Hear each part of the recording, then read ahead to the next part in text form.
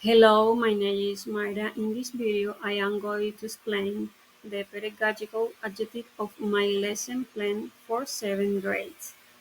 The main goal of my planning is for students to be able to speak and write in English about their hobbies and favorite activities in their free time.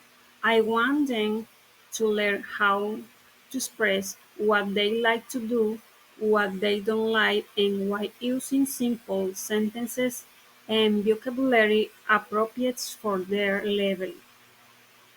With this adjective, I want students to feel more confident communicating in English about topics that interest them and to be able to share their ideas with their classmates freely.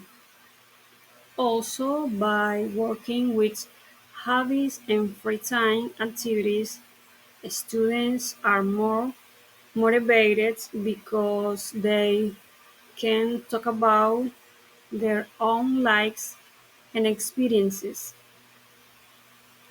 To achieve this, I have included created activities, group work, games, and the use technology so that learning is fun in practice.